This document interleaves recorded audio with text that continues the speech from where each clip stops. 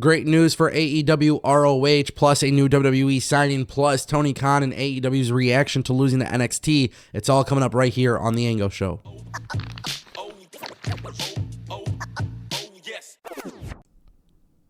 What's going on, everybody? Welcome back to the Ango Show. Just a little bit under the weather, so please bear with me. But Tony Khan and AEW have reacted, and they have an internal reaction to losing to NXT. This is actually really interesting because it seems like for a while, AEW and Tony Khan have been, for a long time, they're the ones that kind of built this tribalism thing against WWE, right? Obviously, they lost to NXT, and I'm very, very happy about this news because I want AEW to be focused on AEW. And Sean Ross Sapp was asked about AEW's reaction to NXT beating them in the ratings. And Sean Ross Sapp actually noted that AEW is far more focused on keeping Warner Bros. Discovery satisfied with their content rather than competing directly with WWE.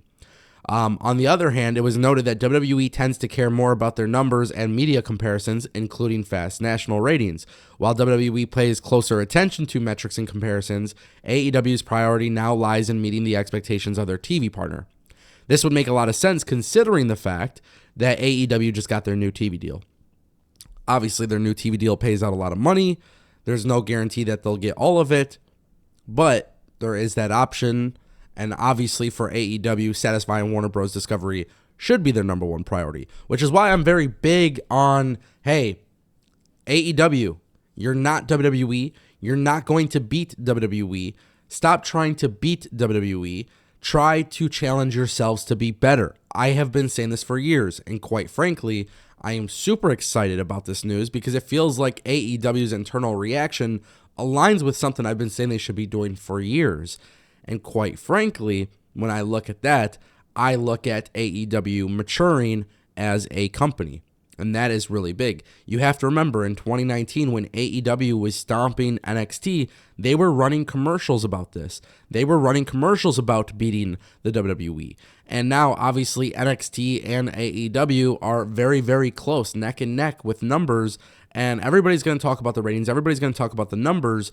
But the reality is, sometimes the numbers just simply don't matter to me. What really matters is what these companies are doing to put forward the best possible product. And I think AEW's focus should have always been putting out the best possible product. Let your product speak for yourself, right? I feel like if you have to tell everybody how cool you are, you're actually not that cool at all. But if your product is really good and it's really cool and it's doing really good numbers, people will do the talking for you. So I'm glad to see that AEW has kind of changed their tune.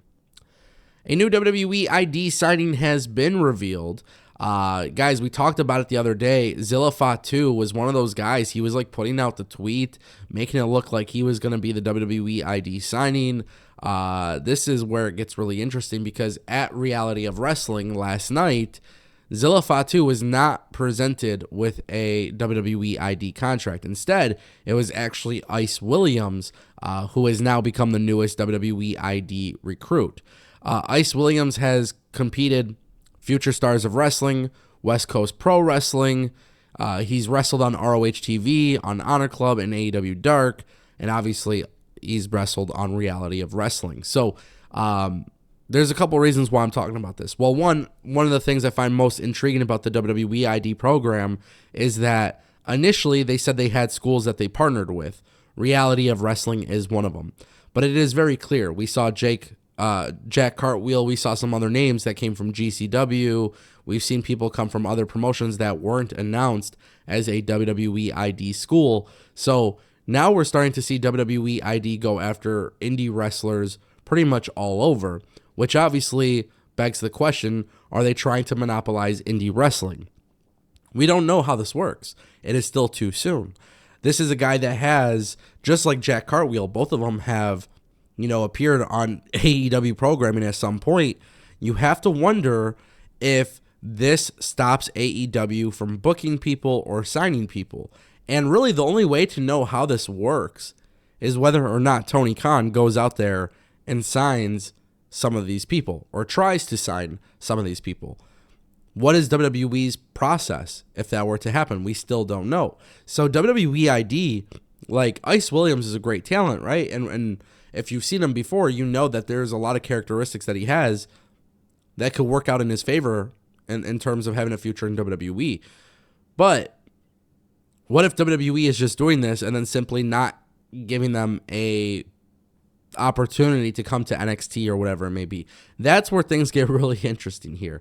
We're seeing a lot of people sign these deals with WWE, but we really don't know how any of it works, and I think there's a lot of confusion for that. I think there's a lot of people who don't really understand how it's going to work, and if I'm Tony Khan, I'm looking at this in complete and utter confusion, because what can you do? How does it work if Tony Khan says, listen, I want to sign Ice Williams. I want to bring him full-time into Ring of Honor. WWE can just stop that from happening. How does that work? We still don't have the answers, which is why I'm so intrigued by all of these WWE ID signings. And, it's really a wait and see. But let's not get too ahead of ourselves. Let's see how it plays out. Good news for ROH. Well, it looks like, according to Andrew Zarian and Sean Ross Sapp, it looks like AEW is preparing to announce a very big announcement for Ring of Honor, which is Final Battle coming to Hammerstein Ballroom. Now, you might be wondering, why is this a big deal? Just a few days ago, there was rumors of WWE talent.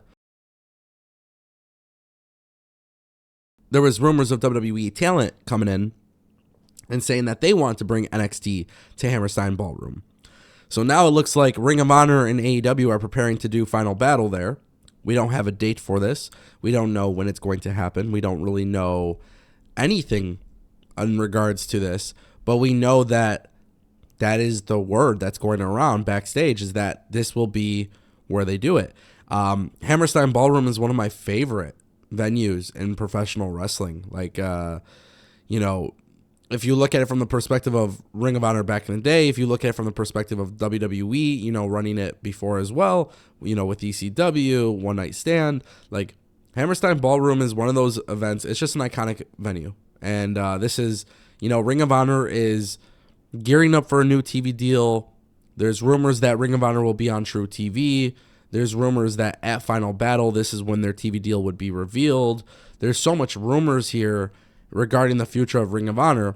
If Ring of Honor is getting a TV deal, if Ring of Honor is going to really build its own brand with a separate identity from AEW, this would be the perfect way to do it. Final Battle at Hammerstein Ballroom, and then go into 2025 with some very, very big, exciting plans. Obviously, we don't know what those plans may be, but with Chris Jericho being champion and so many rumors of them getting a TV deal, you just have to wonder, what is the long-term play? I'm excited about it. I don't typically care for Ring of Honor the way it is right now, but Ring of Honor pay-per-views are always exciting in terms of the matches. So let's hope that this leads to us getting a new identity for Ring of Honor, and hopefully all goes well. Ladies and gentlemen, thank you for bearing with me. Like I said, I'm a little under the weather, but I appreciate it, and we'll be back with more. Peace.